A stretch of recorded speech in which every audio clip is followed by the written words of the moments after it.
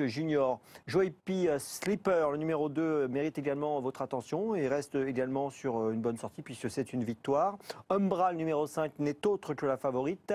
Quand on regarde l'ensemble de son palmarès, on est en droit de lui accorder pas mal de crédit. C'est le numéro 5 à 1,50. Le 4 ne court pas, Hot Brawling. Le 7, Goborg d'ici, ne court pas non plus.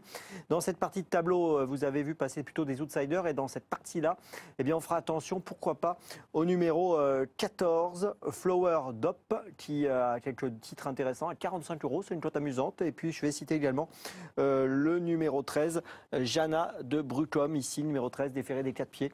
Je regarde sa cote, 24 €. Voilà, c'est également plutôt une cote intéressante pour cette candidature qui fait partie des chances régulières de la course. Allez, on poursuit l'analyse tout de suite de cette épreuve qui est support de multi, je vous le rappelle, avec Xavier et David.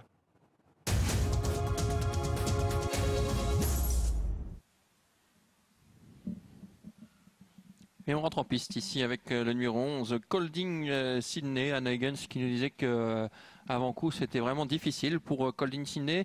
C'est vrai qu'il y a Umbra, la grande favorite, il y a Gina Bros, deux hollandaises d'ailleurs, mais l'épreuve est peut-être beaucoup plus ouverte qu'il n'y paraît, David. On pense à Joey Slipper, hein, bien sûr le 2 qui sait faire toutes les distances. Hein. Oui, on entendra tout à l'heure son entraîneur driver Günther dans quelques instants. Voilà, on continue avec Anna. Et on passe à Günther justement, Joey Slipper, le numéro 2 associé à Günther.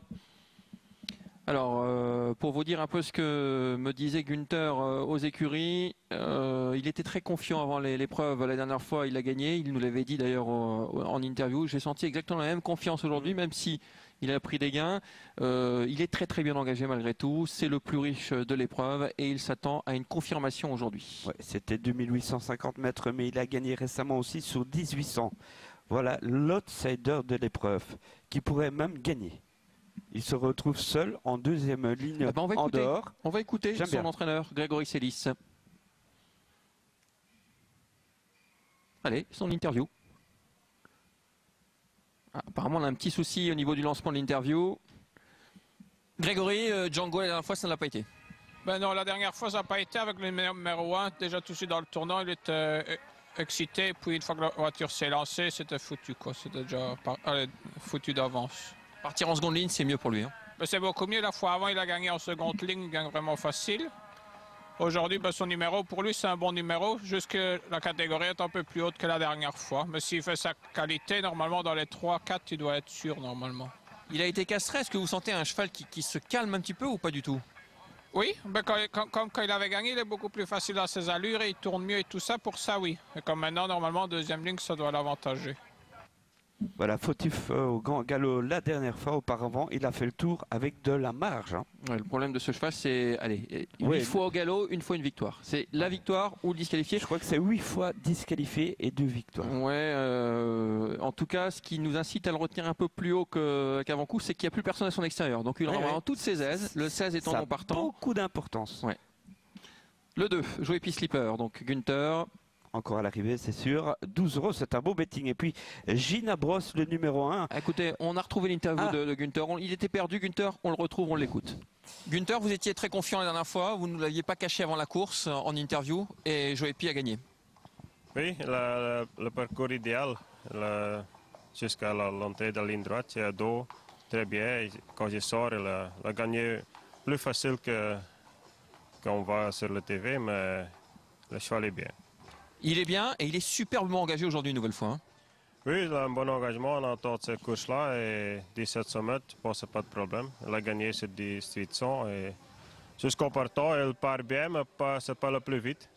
Mais s'il peut courir caché, il est bien. Ouais, je le disais, vous étiez très confiant avant la course la dernière fois. Est-ce que vous affichez la même confiance aujourd'hui? Bon, oui, mais il a quand même 2-3 beaux chevaux comme Urmia, le cheval de Rick Ebbingen. Là, c'est un bon jument. Et encore peut-être 2 autres, mais je pense qu'elle est capable de marcher 14,5. Bon, c'est pas Urbia, mais c'est Umbra. Umbra, c'est quand même beaucoup plus fort, mais Umbra, c'est bien aussi. David, on va peut-être éclairer 14, écoutez, moi, 14, je prends. Hein. Ouais, c'est sûr. S'il fait 14, c'est sûr dans les 3. Ouais. Bon, il le pense. Hein. On va peut-être voir ce que vaut Gina Brosse sur sa dernière course, course de référence. Gina Brosse, 2,90 €. C'est pour l'instant la deuxième favorite de l'épreuve. On va la retrouver en action lors d'une victoire sur l'hippodrome de Mons. C'était le 6 mars dernier. Gina Brosse qui avait ce jour-là eu quelques soucis pour tourner. Hein. Et comment elle n'a pas tourné du tout, pour ainsi dire. Hein. Elle a perdu au moins 20 mètres dans chaque tournant et puis elle s'impose dans un tout petit lot. Et donc, voilà, on peut se permettre d'hésiter aujourd'hui parce que c'est plus fort. Mais auparavant, deuxième de Kimom. Ouais. Devant General Lee. Donc sur sa récente deuxième place, oui. Sur sa récente victoire qu'on vient de voir là, non. On est d'accord. Joey P. Slipper, une nouvelle fois ici à l'image. Très très bien, hein. Franchement. Fidèle EPS ici, déféré des 4, ce sera son principal atout dans cette épreuve. Ouais. Arrêté pour sa course de rentrée, ça c'est pas bon. Hein. Ouais, on n'avait pas revu depuis le mois de juillet 2017 et pour sa rentrée au mois de mars 2018, arrêté à Tongres. Le 12, Elroy Boko, pas grand chose à se mettre sous la dent. Hein. La distance, il adore ça, mais c'est tout. Ouais, il part en deuxième ligne, en plus. Et ses dernières courses sont très très moyennes. On revient sur le 10 alors que, eh bien, je vous rappelle qu'il y a 3 noms partants, hein, voilà, 4, 7 et 16. Voilà.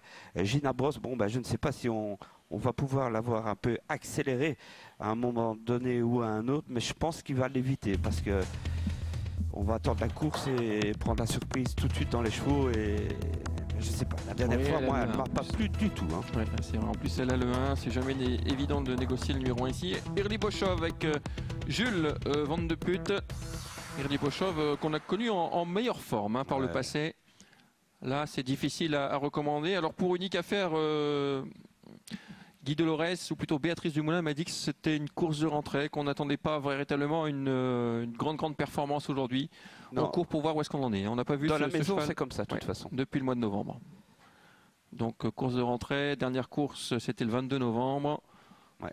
Donc, sait que... à regarder aujourd'hui. Bon, peut-être à mettre en bout de combinaison. Jeannette Brucom, moi j'aime bien, David. Ouais, beaucoup de vitesse, c'est vrai, déféré des 4, avec un peu de fraîcheur, là, c'est extra le 13. Avec Jean-Marc Cheneux. Les favoris de la presse que vous découvrez dans quelques instants. Avec l'As en tête, hein, Xavier, Gina Brosse. Gina Brosse, Joey P. Slipper qui vient de faire forte impression. Umbra, bien sûr. Qui pourrait gagner Umbra, franchement, à 80, c'est mérité. Hein. Alors, j'ai croisé tout à l'heure Rick Ebbing aux écuries. Il m'a dit aujourd'hui mes 2 meilleures chances sont Touch of Winby qui courait tout à l'heure en non premium, qui a gagné. Qui s'est baladé. C'était dans la 3e course, et cet Umbra qui pour lui a également une toute première chance. Jeannette Brucom, attention, Jeannette Brucom, 10 €, 4e. Et puis enfin le numéro 6, Pharos Weekend. Que dire de Pharos Weekend qui a changé d'écurie récemment? Voilà, et depuis 2 fois disqualifié. Bon, Gina Brosse, c'est très bien. Notez que elle a souvent couru en Allemagne. Hein. Gina Brosse à droite. J'espère qu'elle ne va pas refaire la même chose que la dernière fois, sinon ça n'ira pas. En même temps, ces 3 dernières courses à Mons, c'est 2 victoires, une 2e place. Oui, super. Hein. La victoire de 25 mètres. 2e de Kimom devant General Lee. Elle gagne devant Inge Matic, mais la dernière fois, mais là, c'était pas emballant. Voilà. Et la distance, par contre, pourrait l'aider.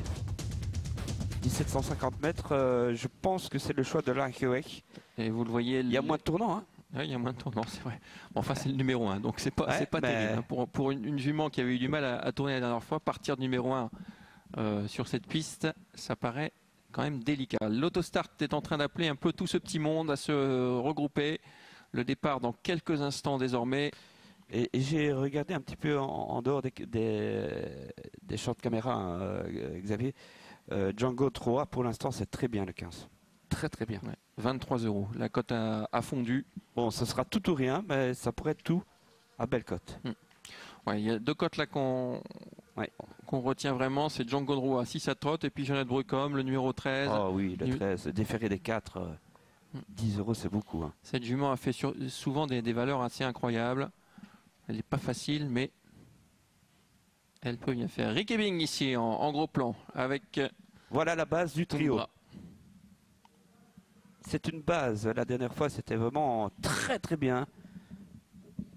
qui a failli battre Hummer Scott et qui a laissé Jagan Wall à 25 mètres.